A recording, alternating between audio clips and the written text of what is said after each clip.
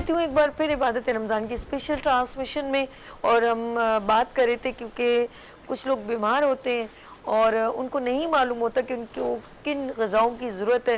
कुछ लोग इतना बीमार होते हैं वो रोज़ा भी नहीं रख सकते। लेकिन आज हमारा टॉपिक ये है कि हम अपने जिस्म के अंदर एनर्जी कैसे, यानी कि हम तवानाई कैसे हासिल करें। वो ख़ास चीज़ें बड़ी होती हैं और वो हमारी कोई साइड इफ़ेक्ट करती हैं, हर मौसम में आप खा सकते हैं, जिसमें अंजीर है, जिसमें खजूर है। और अभी मुझे साजिद साहब बताएंगे कि और कौन सी चीज़ें उन्हें किस तरह और किन टाइम्स पे खाया जाए। लेकिन पहले एक वाक़या सुना रहे थे। जी अस्सलाम जी, मैं वाक़या ये सुना रहा था कि उनको डॉक्टरों ने जवाब दे दिया अंकल यूनुस को कि आप हेपेटाइटिस सी के बाद उनको HCC हो गया था, हेपेटोसेल कार्सिनोमा हो गया, ट्यूमर पैदा हो जाता है जिगर के अंदर। ठीक है, जिगर सिरोसिस के बाद सभी वो होता है, जिगर शीलिंग हो जाता है। एंड के ऊपर ट्रांसप्लांट का मशवरा दे दिया कि ट्रांसप्लांट होगा। तो मेरा ऐसे बहुत से मरीज सभी अल्हम्दुलिल्लाह के फजलो करम से ठीक हो चुके हैं, बल्कि डॉक्टर हजरत मदनी साहब ठीक हो चुके हैं, जो खुद मुआलिजीन हैं, जो इस वक्त लाहौर में हैं, सर्विस हॉस्पिटल के अंदर उनका पहले इलाज चला, मुल्तान में थे, फिर मुझे मिलके भी वो गए यहाँ पे। उन्होंने कहा कि अगर मैं सही हो गया, उनको सभी शुगर भी था, HCC था, पेट्रोसेल carcinoma after cirrhosis, liver cancer के बाद हेपेटाइटिस सी था उनको। हेपेटाइटिस सी के बाद जो है ना जिगर फैल जाता है, उसके बाद फिर जिगर शीलिंग होने लग जाता है, उसके बाद फिर जिगर के अंदर ट्यूमर पैदा हो जाता है, उसको HCC शॉर्टकट में बोलते हैं। अल्लाह के हुक्म से वो ठीक हुआ। उसको अपने डॉक्टर हजरात की तरफ से, खुद भी MBBS है माशाल्लाह, उनको अपने डॉक्टर की हजरात की तरफ से यही था कि मुझे आपके पास बहुत टाइम शॉर्ट है, आप ट्रांसप्लांट कर लें या फिर अल्लाह से अपना कोई ऐसा मांग लें। कि उन्होंने मुझे गंजेपन के लिए फ़ोन किया और मैं किसी फॉरेन पाकिस्तान में टूर पे था, मर्दान के अंदर था मैं, मुझे कॉल आती है, अच्छा मैं हेपेटाइटिस के सब मरीजों के लिए एक कावा बता रहा हूँ, हल्दी, सौंफ और मुलट्ठी का कावा। अच्छा, एक उंगली के मुताबिक मुलट्ठी, 1 चम्मच छोटा सौंफ का, ठीक है, और हल्दी जो है कच्ची भी डाल सकते हैं या चाय का चौथा चम्मच हल्दी डाल सकते हैं। 2 कप पानी में उबाल के 1 कप कर लें। जिगर और मैदे के मरीज जरूर इस्तेमाल करें, खासतौर पे हेपेटाइटिस के मरीज। खून कैसा बढ़ेगा? जब जिगर आपका तंदुरुस्त होगा। आप डायरेक्ट में जिगर के मरीज फौलाद इस्तेमाल नहीं कर सकते, डायरेक्ट शरबते फौलाद नहीं ले सकते।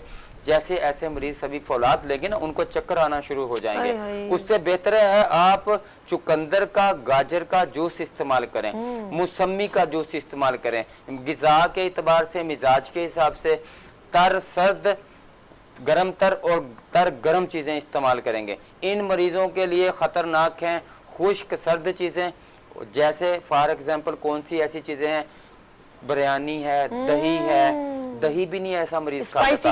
अक्सर आपने मदनी साहब देखा होगा, मैदे के मरीज दही से ही दुआई वो रोटी खा रहे होते हैं कि ठंडा रहे दिल। नहीं जी, सर्द खुश्क होती है, मछली सर्द खुश्क हो जाती है। आलू, अरबी, बैंगन, गोभी, भिंडी, दाल चना, दाल माश, बड़ा गोश्त, खुश्क गर्म चीज़ें और सर्द खुश्क चीज़ें सख्ती से मना है। इसी तरह गर्म खुश्क चीज़ें जो पालक की जिद में आती हैं, हरी सब्जियां, गोभी भी नहीं खा सकते क्योंकि वो बादी में आते हैं। तो लिहाजा जैसे हमारे बच्चा जो है ये अभी मोटा हुए जा रहा है, इनको भी मैं बोलता हूँ कि स्पाइसी और तली हुई चीज़ों से परहेज करें, फ्रूट की तरफ आए, कुदरती चीज़ों को लाइक करें। कैंसर के मरीज अल्लाह की बनाई हुई चीज़ें सिर्फ खाएं। अल्लाह की बनाई हुई चीज़ें कौन सी? मिसाल के तौर के ऊपर सारे फ्रूट आ गए, सब्जियां आ गए, सब्जियां कच्ची इस्तेमाल करें, उबाल के सिर्फ उनको इस्तेमाल कर लें पानी के ऊपर, और चीज़ें उसमें नहीं डालें। इस तरह से अपनी तवानाइयों को मरीज लोग पूरा करें। कद्दू को उबाल लिया, उसका कर लिया, हल्की सी उसके अंदर काली मिर्च डाल ली, थोड़ा सा मामूली सा नमक डाल लिया, हरी मिर्च डाल ली, जायका बना लिया उसको। बिल्कुल। जो गुर्दे के मरीज हैं, पथरी के मरीज हैं, वो भी जो है वो कैल्शियम से, क्योंकि मुख्तलिफ तरह की पथरी होती है। मेरे पास अभी कुछ बहुत से पेशेंट आ जा रहे हैं मदनी साहब, ऐसा है कि जैसे रोज़े के अंदर जो है पानी पीना थोड़ा कम हो जाता है। मैं अपने पेशेंट को बोलता हूँ कि इफ्तारी के बाद 1-1 गिलास करके हर घंटे के बाद पानी पी लिया करें। पानी के 12-13 गिलास की रात और सुबह सहरी के टाइम के ऊपर रूटीन रख लें। तो गुर्दे के मरीजों के लिए तो पानी पीना बहुत ज़्यादा ज़रूरी है, जिनको पथरी वगैरह है ख़ास तौर के ऊपर। तो आप रात इफ्तारी जब कर रहे हैं, पानी का इस्तेमाल ज़्यादा ना करें, जिस तरह मैं निहार मुंह पानी से मना करता हूँ, कुछ खाए पिए बगैर पानी नहीं पीना बहुत सी बीमारियों का बायस है, इतनी बीमारियों का बायस है आप सोच नहीं सकते। यही पानी जो जिल्द को साफ करने के लिए बोला जाता है, जिल्द के को ओके करने के लिए मुख्तलिफ प्रोग्रामों में बात की जाती है, ये वो पानी है जो आप खाने के बाद शुरू करेंगे, खाने के आधे घंटे बाद, खाने के फौरी बाद। अल्लाह के नबी वसल्लम के तरीके के मुताबिक अगर हमें कुछ और चीज वाज़ेह नहीं मिलती ना, एक चीज बड़ी वाज़ेह मिलती है कि खाने के बाद पानी पीना वबा में आता है, बीमारियों के फलाव के अंदर आता है। सब्र कर लें, सब्र कर लें। सभी जो एक बात मुझे अभी बता रही थी कि आपको, जब आप लोगों को पता नहीं होता, आप जवानी में ये समझते हैं अभी तो हम जवान हैं, क्या फर्क पड़ेगा, हम बेहतियातियां कर लेते हैं खाने के बाद, अब बुढ़ापे में जाके खाने के बाद पानी छोड़ देंगे, जवानी में नहीं छोड़ते। आप जब अपनी बुनियाद ही जिंदगी की सही नहीं रख रहे हैं, उसकी इमारत को कैसा अच्छा देखेंगे आप। ठीक है, आप शुरू से ही अल्लाह के नबी वसल्लम की सुन्नतों को अपनाइए। मतलब मैं आपकी बात जो समझा हूँ, इससे ये समझा हूँ कि हम नबी पाक अलैहिस्सलाम की अगर अदाओं को अदा करने लग जाएंगे तो इंशाल्लाह ये बीमारियां इंशाल्लाह हल। मैं आपको इसी बात के ऊपर उनकी पसंदीदा खुराक क्या थी बताएं ना। ये देखिए अल्लाह के नबी वसल्लम का एक तो मैं तरीका ये बता रहा हूँ, जो मदनी साहब तरीका ही अल्लाह के नबी वसल्लम का है कि अल्लाह के नबी वसल्लम ने माउल असल शहद डाल के पानी पिया, खजूर डाल के पानी पिया, कुछ खा पी के पानी पिया। अच्छा, कहीं पे भी जैसे मैं जानवरों की मिसाल देता हूँ कि सारे दिन जंगल में खा पी के शाम में जाके नदियों में पानी पीने के लिए जाते हैं, शेर वहां पे शिकार के लिए बैठा होता है अपने। तो मैं ये आम सी अगर आपको बात मेरी समझ नहीं आती तो कम से कम इन जानवरों के तर्ज जिंदगी को देख लें। हम तो अशरफुल मखलूकात और अशरफुल अंबिया की उम्मत हैं हम, नबी पाक सल्लम, जिसके लिए हम तो कोई ना तारीफ कर सकते हैं और ना हमारे अल्फाज वहां तक पहुंच सके हैं कि अल्लाह के नबी सल्लम की तारीफ को हम जैसे लोग बयान कर सकें। तो मैं ये गुजारिश कर रहा हूँ कि अल्लाह तबारक व तआला ने अपने इस खातमुन नबीयीन के ऊपर, नबी मोहम्मद सल्लल्लाहु अलैहि वसल्लम के ऊपर, इस जिंदगी के मदनी साहब की बात को मैं फाइनल करता हूँ कि अल्लाह के नबी की जिंदगी ही हमारे लिए जो है वो सेहतमंद जिंदगी का राज है, सेहतमंद जिंदगी का राज है हमारे लिए। तो तरीका क्या था, नबी वसल्लम को लौकी बड़ी पसंद थी, आज तक बड़ा, आजकल के बच्चे जो हैं वो चाहते हैं लौकी ना हमें दो। क्या हो गया भाई, आप खा के तो देखें, लौकी का कोई पकाने वाला तो सही तरह से हो, मैं अपने हाथों से आपको लौकी पका के दे दूं, आपको पता चले लौकी होती क्या है। आप मरीज लोग जो हैं वो छोटे गोश्त के अंदर या मुर्गी के गोश्त के अंदर, आजकल फार्मी मुर्गी आ रही है, देसी मुर्गी मिल जाए तो अच्छा है, नहीं तो फार्मी पे गुजारा कर लें। इसमें आप ना सब्जियां डाला करें। हम जब जिगर के और मैदे के मरीजों को मदनी साहब ये बोलते हैं, उसमें हम गोश्त के अंदर लौकी, गाजर, शलजम डाल के मशवरा देते हैं। गोश्त भी कौन सा, छोटा, बड़ा गोश्त हम मरीजों को सख्ती से मना करते हैं, बड़ा गोश्त नहीं खाएंगे, दाल चना माश नहीं खाएंगे, बैंगन नहीं खाएंगे, गोभी नहीं लेंगे। रिपीट कर रहा हूं मैं इस बात को। आपके मुझे गुर्दे की पथरी के बहुत से पेशेंट की कॉल्स आ रही हैं मुख्तलिफ जगह से, पाकिस्तान के अंदर से। आप इफ्तारी के बाद, मगरिब की नमाज पढ़ने के बाद पानी पीना शुरू हो जाए, हम आपको मना नहीं करते। हर आधे घंटे के बाद आप एक गिलास पानी का पिए, ठीक है। और इसके साथ जैतून का तेल जरूर अपने खानों के अंदर इस्तेमाल करें। बेहतर यह है कि जैतून को आप पकाएं नहीं, उसकी फादियत कम हो जाती है। अंजीर का कुरान पाक में जिक्र है, अंजीर का इस्तेमाल करें, ताज़ी अंजीर मिलती है तो बहुत अच्छा है, नहीं तो आप अपना रात को भिगो के रखते हैं, सुबह 2 दाने अंजीर के इस्तेमाल करें। अल्लाह पाक ने कुरान पाक में जिन चीज़ों का जिक्र किया है, अभी आती है बात कलवंजी और मेथी दाने की।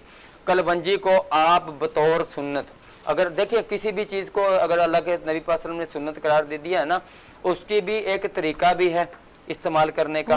कि मैंने देखा है बहुत से लोग मेथी दाने और कलवंजी का कसरत से इस्तेमाल कर रहे होते हैं मदनी साहब, इतनी कसरत से इस्तेमाल कर रहे हैं हड्डियां निकल आती हैं। शुगर के मरीज को मैंने ज्यादातर देखा है कि कहीं से कोई नुस्खा मिला हुआ है, कलवंजी और मेथी दाने का कावा बनाना है और उसको उबाल के पी के जिस्म के अंदर जो गोश्त मौजूद है उसको भी पिघला दो।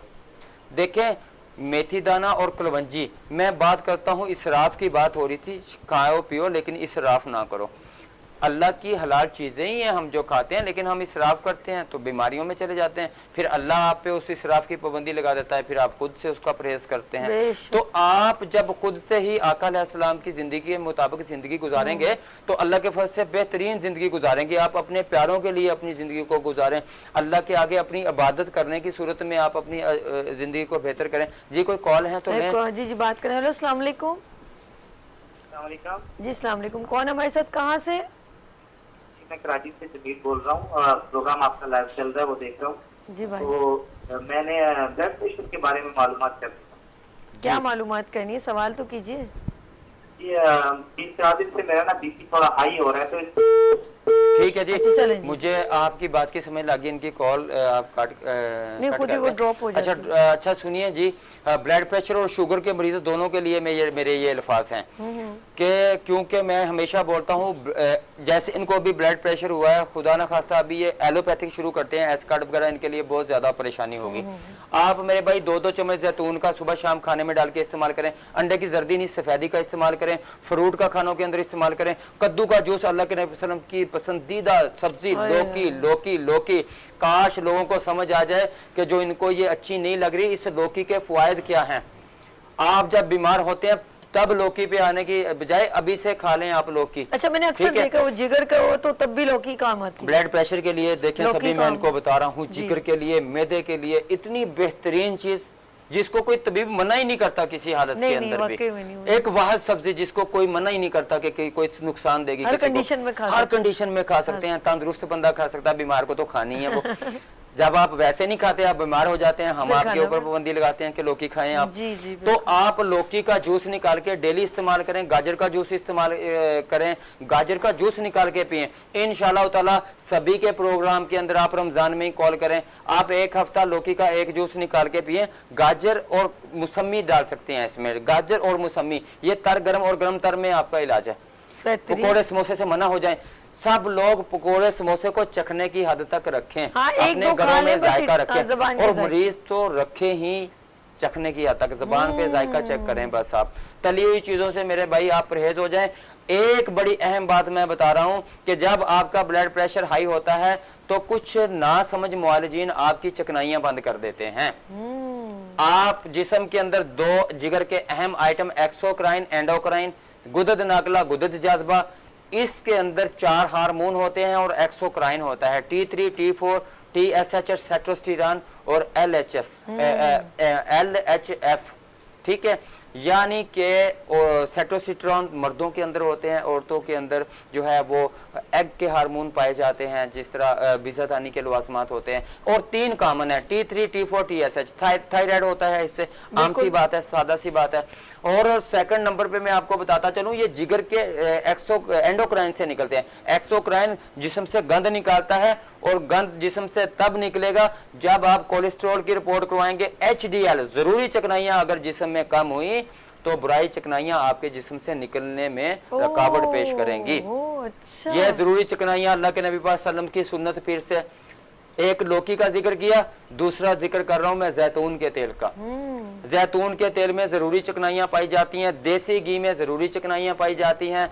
मैंने देसी घी मैं अपनी जाती बात कर रहा हूँ जी, मुझे मैदे और जिगर का प्रॉब्लम चला जी। मैं देसी घी के अंदर, अभी भी मेरे अब्बू रात लगे रहे हैं, हमने दही मलाई लाके मदनी साहब दूध वाले से दही की मलाई, उसमें से उन्होंने मक्खन निकाला। मक्खन निकाले में अभी अब्बू ने जो है वो 1-1.5 किलो देसी घी अपने हाथों से हम तैयार करते हैं, या दही का मक्खन निकालते हैं, या दही की मलाई मिल जाती है आपको, उसमें से आप उसको ग्राइंडर में शेक करके थोड़े ठंडे पानी के अंदर मक्खन निकाल लें, और उसको आप जो है बाद में गर्म कर लें, उसमें से लस्सी निकल आएगी, मक्खन ऊपर आ जाएगा। ये खालिस घी खुद बना के इस्तेमाल करें।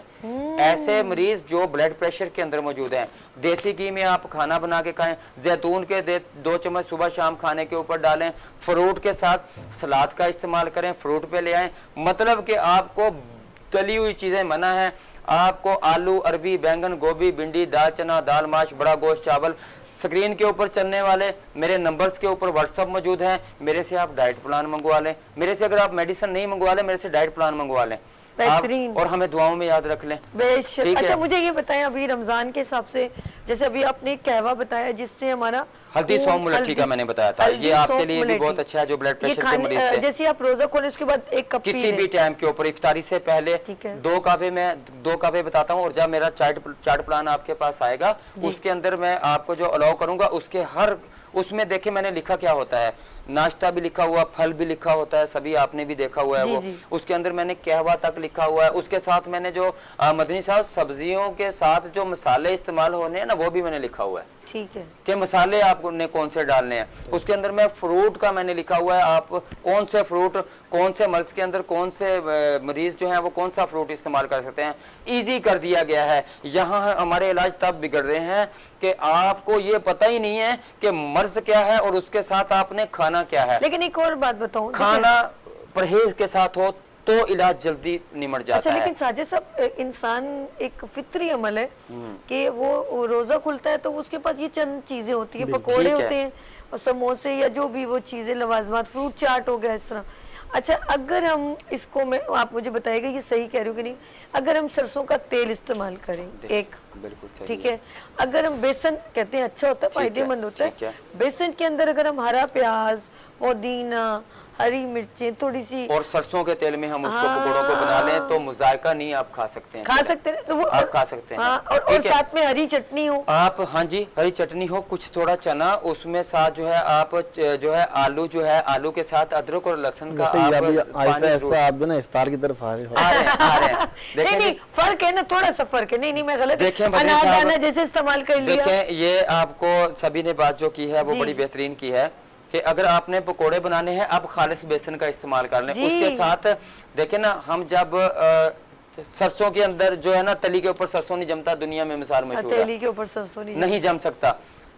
जो चीज मैं, जो चकनाइयां मैं खाने की बात कर रहा हूँ, ये जरूरी चकनाइयां हैं, ये जिस्म में जम नहीं सकती हैं।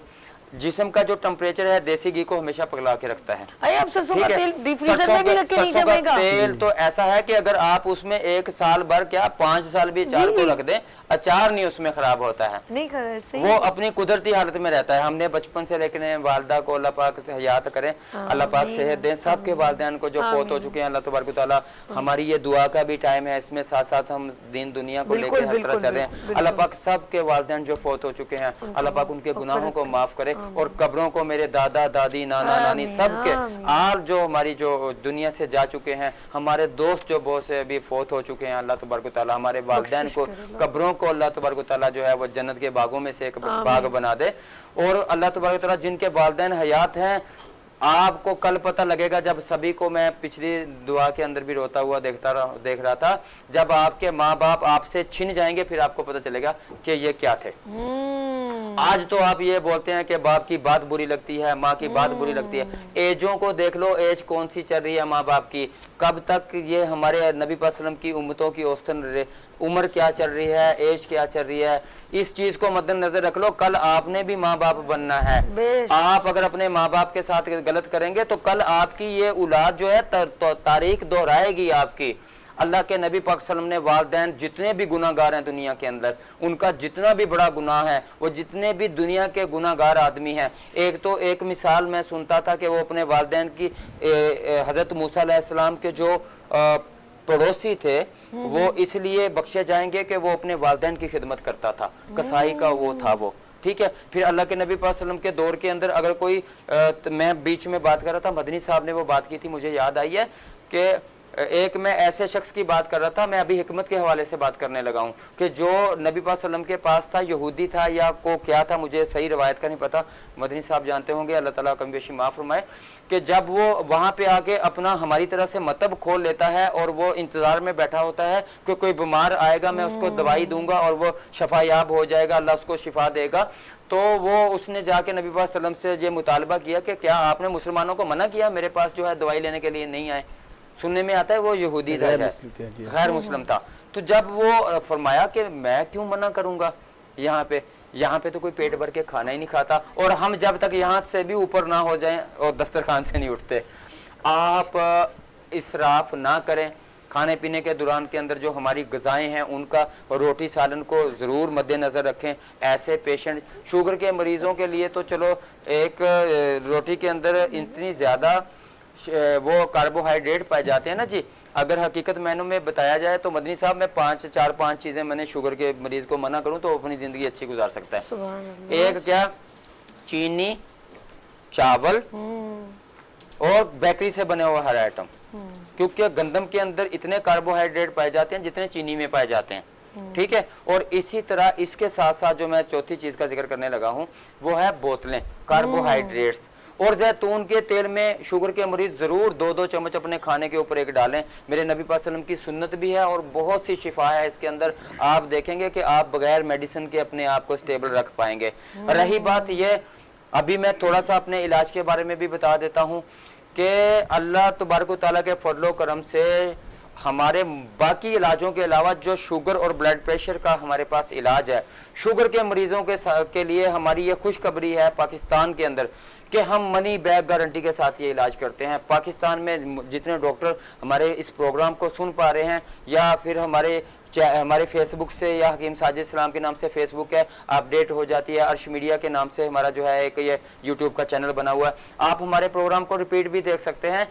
मैं ये गुजारिश कर रहा हूँ कि ये मेरे नंबर लिखे हुए हैं, मुआलिजीन से भी ये इस्तदा है मेरी कि वो अपने मरीज़ों को शुरू करवाएं अपनी ये दुआ।